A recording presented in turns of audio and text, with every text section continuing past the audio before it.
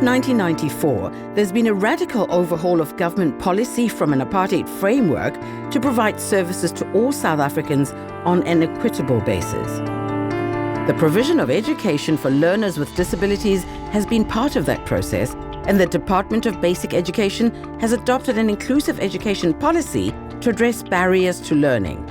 However, the implementation of this policy is hampered by the lack of teachers' skills and knowledge to address the wide range of learning needs and lack of resources such as overcrowded classrooms. In this film, we explore the benefits and challenges of mainstream versus special schooling for people with albinism and visual impairment associated with the condition.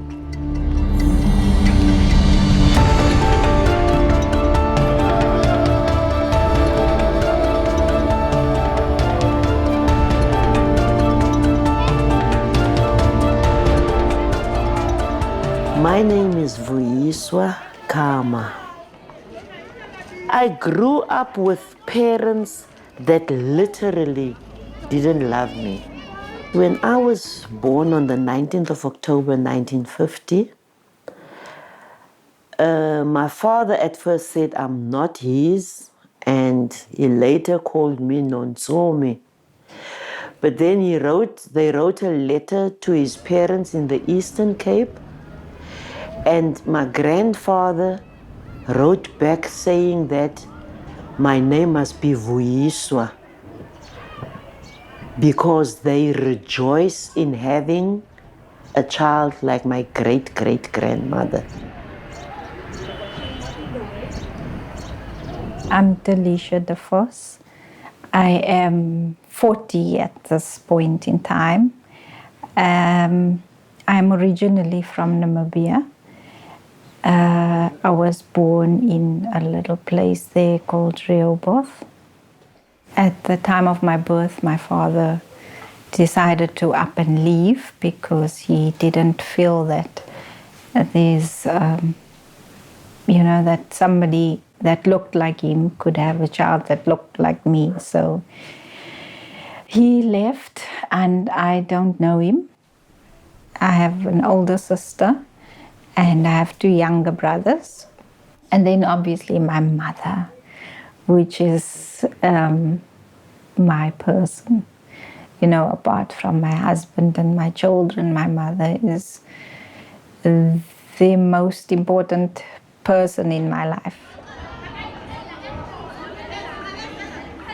My name is Sonele, and my name is Ntsundwana. I'm 22 years old, originally from the Eastern Cape at Umtata, but in Cape Town, most of the time you'll find me in Philippi. I'm studying at the University of the Western Cape, doing BA. My majors are psychology, Xhosa, and language and communication studies. I'm Tono. I'm in grade 7 in Lucanyo School. I'm 14 years old. My surname is Blaai. I live with my mother and father and my brother and my sister. It's great to live on a farm because when we get home, we clean the house, me and my sister, and then when we finish, we play, and then day by later, and then we look what homework do we have. My ma is Shirley Tono. Net soos Tono. Maar sy het net die flikkers net op sy gesig. Maar op sy familie was net sy alleen. Ek werk al 20 jaar nou. Ek werk nou hier by die plaas. By die plaas is kry swaar. Ek kom die geld, is nie so goed. Weekend, ek wil nie die son moet ombrand. Die kind, hy moet mooi groei. Enige sent wat ek het, ek gaan spandeer op hom.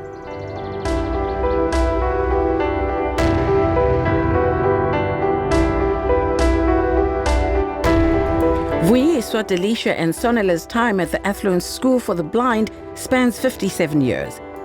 They went back to the school to reminisce and share their experiences with learners of integrating into mainstream schools and tertiary education, as well as their realities of adult life.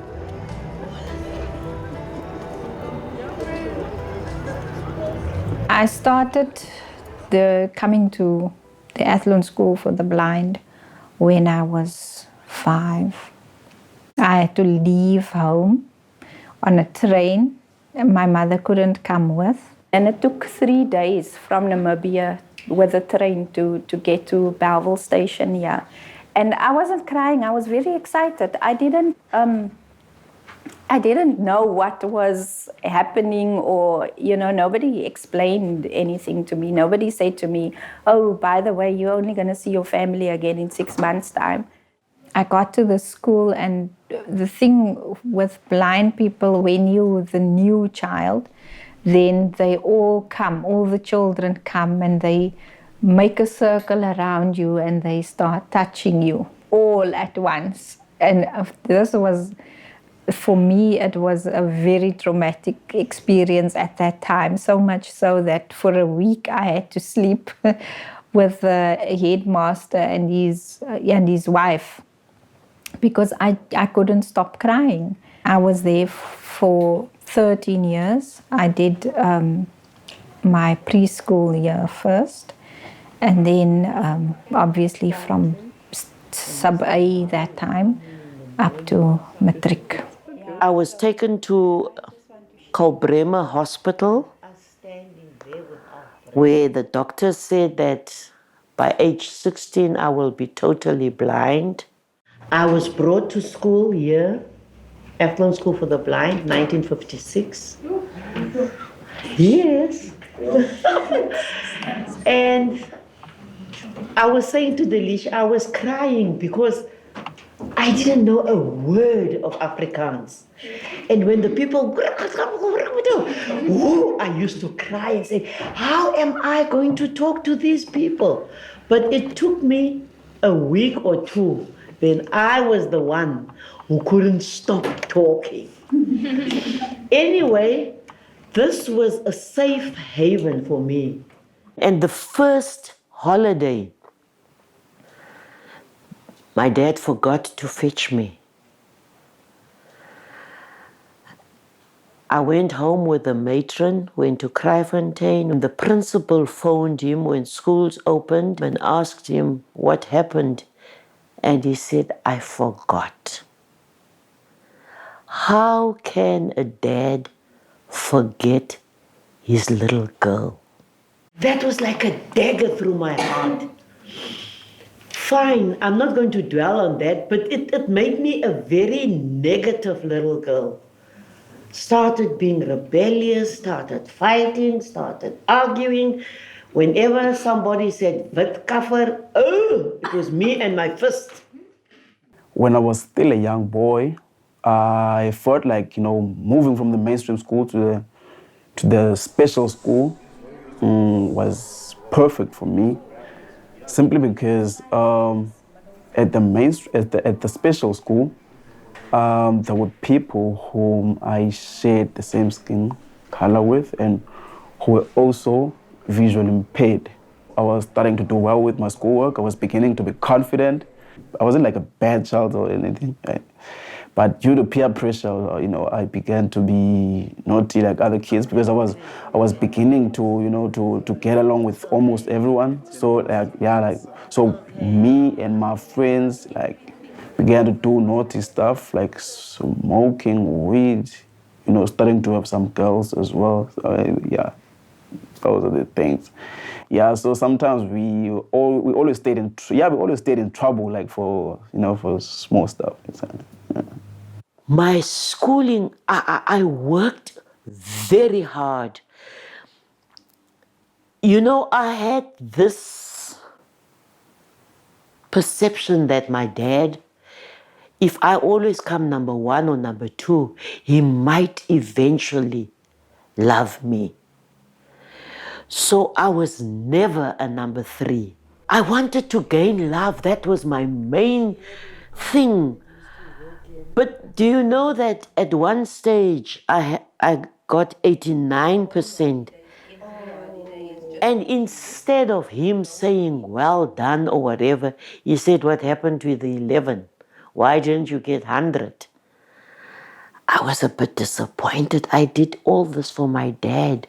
But then, I don't know. what was going on in his head. I had long hair. Okay. And then okay. if something is not right, then she would take the brush and hit you on the head. Oh, Yeah, she was hectic that time. Yeah. My experiences at the school were for the most part, very, very good experience. I had my first kiss here. I had my first boyfriend here.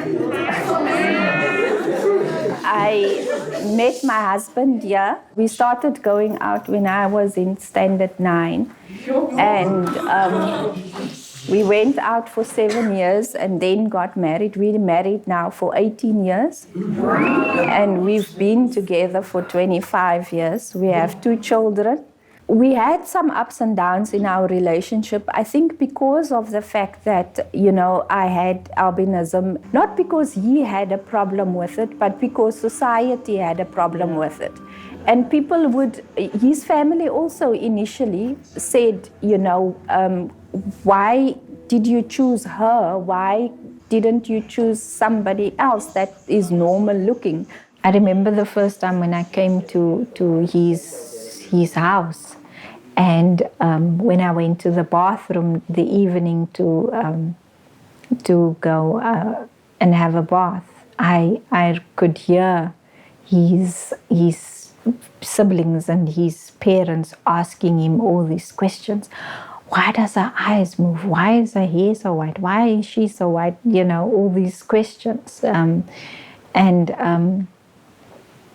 it made me feel a little bit uncomfortable. As a young girl, people in my community, there were people who were very nasty. They didn't want their children to play with me. They would always say, come back home. You're going to bring us bad luck. That child is cursed, or the family of that child is cursed. That's why they have a child like that. Some people in the community haven't really, accepted us wholeheartedly as people with albinism. They still don't understand. They still want to, reject us. They still don't want to be with us.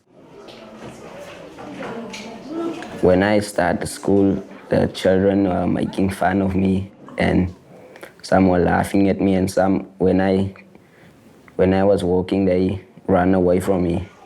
I feel sad, and sometimes I cried. They say I'm Lungu, or I'm a Ngao, or they say I'm a albino. Sometimes when I have a problem, I speak with my parents or with my friends, and they would advise me what to do. As ek was beauty, as ek terugkom van die skool af, dan sê okay, wat ons gaan doen, ons gaan weer daar na die skool toe. Op luister wat die storie daar by die skool. Ek voel baie sleg as hulle dit praat.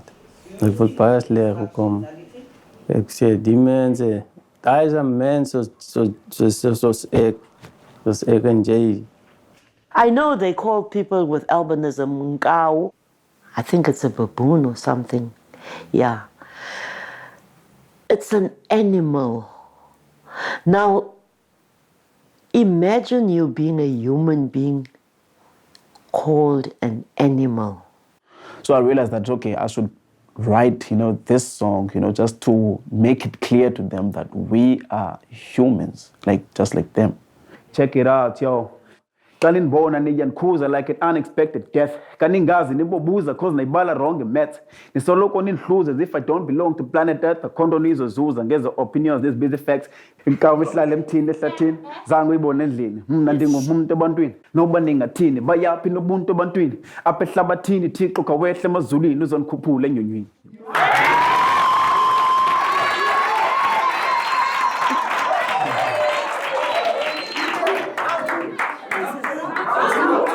Most of the time, I always rap about myself, about my life experiences. In rap, most of the time, you will find that, rappers use that vulgar language, so people out there, perceive rap as rude, rude kind of music because, people are just swearing, people are just, saying bad things. Even though it's hip hop originated from America, it's the Western culture. I try by all means to be authentic. I try by all means to do it my way. Daily fresh bread, my leg son course. I said when the music talks, dance is the only response. For instance, when rapping, I like code switching, use English and Xhosa, use different languages simultaneously. Beats on the ground, no smoke music is my addiction. This dude started rapping at the age of 16 since my childhood. It was my biggest ambition. I make good music. Open your ears and listen. Listen to a love song. It will make you feel strong and remind you of the ones you love. I like to draw. In this month I've gone to a competition, a drawing competition, and I've got a certificate for drawing. And I like to fix things, and I'll try to make other things with hands and work. I'm a grandmother, yes. Yandisa has got a boy who's going to be 10 on the 19th of September. Anele has got a little girl who turned 3. Anele's little girl loved me to bits. Oh, she loves me a lot. She stays away just a month or so. Second month, she wants to come to her grandmother. My kids are my pride and joy. It's very humbling having children, and especially when you have a disability, because it's almost like it's just born in, like they're born with that special thing. Like they know what your needs are, even though you haven't really even communicated it to them. Even when we go to the shops and we can't see the prices of items, they would just spend their time reading labels and information bits and what size is this when we're buying clothes and so on. So, they have really been a blessing in my life.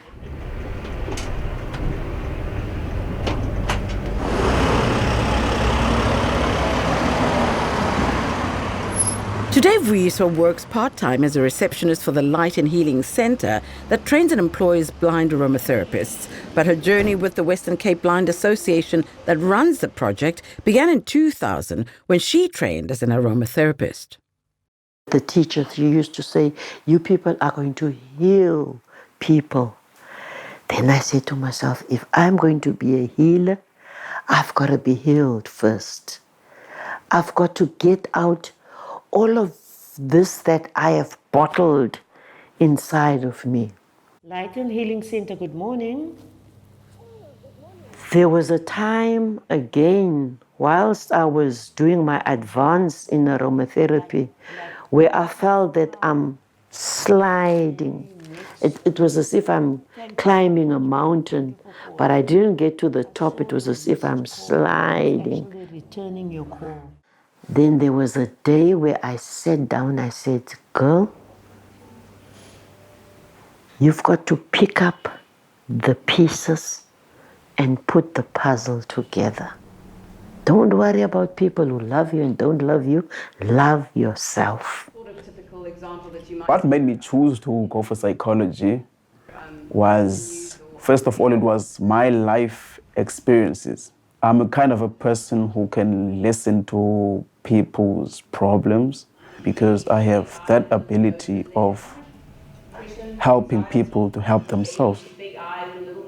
At the Athlone School for the Blind, we were very sheltered in terms of our interaction with society.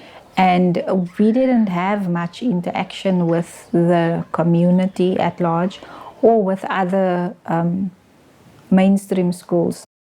This school just went up to standard 8 in those days. 1969, I tried at a mainstream school in Claremont called Livingston. Oh, it was challenging. I sat in front, but I couldn't see the board.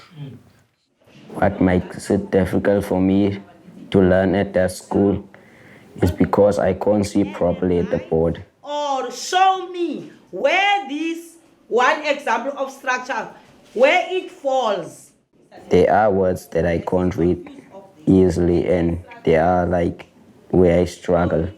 But other children can see it. When the teachers are writing work on the board, sometimes I copy on a friend. Or when the subject is finished and I haven't copied, I miss that work. When I first came to UWs, I thought maybe the environment is going to be quite unfriendly to me, but then things went the other way around. I found that the disability unit has got more assistive devices as compared to the special school that I'm coming from. I registered at UNISA and I was accepted, and I registered for a degree in applied psychology. And then I'm now doing a postgrad in disability studies. And after that, I'm hoping to do my master's. The problem I have mainly with studying is the amount of reading that you have to do. I struggle a lot with that because I have to bend my head, and then my neck gets sore and my eyes get tired, and I can't focus these days for too long. We recently received our, assistive devices, that the DOL bursary is covered. It's the recorder and the laptop. What I like about the laptop that I just got is the fact that it has Zoom text. Zoom text helped me to increase the font so that, everything becomes big. So I like it really because it makes me very comfortable. The recorder helps very much as well. It gives me another time to listen to the lecture for the second time again. If I feel like, okay, the book that I just got has got a small font, I just go to the library or the disability unit and use the Merlin thing. The extra effort that I have to, to make as a person who struggles with visual impairment, I will have to take more hours with my books as compared to the other students, because the challenge is when I study, I take very long. Like for them, it's they can read a book very quick. What I will have to do is to start very early, so that I can remain at the same level as them. The admin position that I was appointed for at CPUT is at the disability unit. And when we first started in 2009, we had about 8 students who came to the disability unit on a daily basis, and we had about 20 on our database. And now this year, at this point in time, we have 370 students. We provide them with assistive devices and assistive technologies. We provide them with, with general assistance in making their lives as a student at CPUT easier. I think children with albinism should go to a special school because when they can't see, they can get help.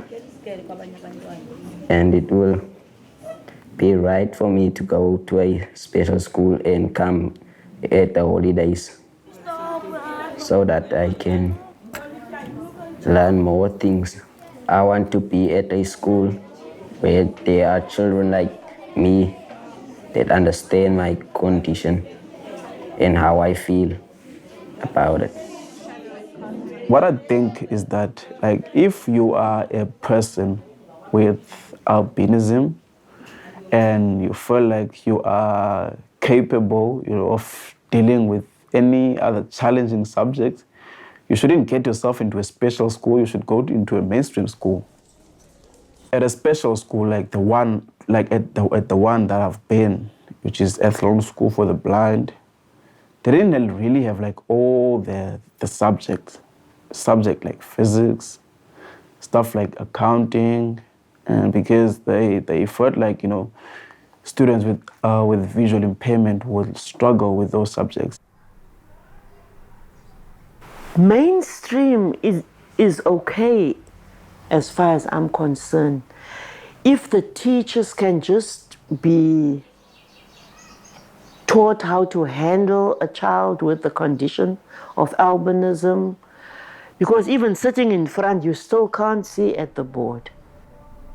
It would be easier because, number one, you're exposed. People see you on a daily basis. The children that I see now with the condition of albinism are living a much better life than we used to. They're very composed. They accept themselves that they are human beings. In 2001, the Department of Basic Education issued a policy framework called Education White Paper 6, Special Needs Education, Building an Inclusive Education and Training System. It calls for a significant conceptual shift, and while research is ongoing with reports and guidelines being written to guide the transformation, rollout remains slow and partial. I think the white paper, as it is a noble idea, and especially the idea of inclusive education. However, I think in practice we will find that creating an inclusive education system, for one, is not going to happen overnight. It's not going to be easy, and I think a lot of things need to be put in place in order for our education system to be considered inclusive. Answer question 1. I think the education department would have to invest in the assistive devices for the children, but they would also have to educate the teachers, because the teachers would have to be trained in how to assist these children and the possible problems that they might have, and not just the teachers but also the other children. It was good that uze apha esikoleni kwaye nesikolo sethu being given into ebizwa ngokuthi it's an inclusive school by education department, ngoba leyo nto leyo yasinceda ukuthi sikwazi uku-accommodate as a learner.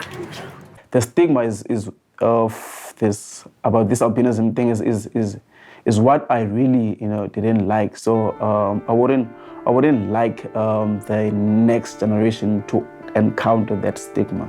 If we as adults with albinism start educating people about albinism, the next generation will not suffer from what we suffered from. I would love for them to experience education with everything that it has to offer, that they learn what they have to learn without having to worry about the fact that they cannot see, or the fact that people are being funny towards them. To parents, the first thing is to love their children, the ones with the children with the condition of albinism. Don't spoil them, don't tiptoe around them. No, love them like any other child. Treat them like any other child. But they must feel your love.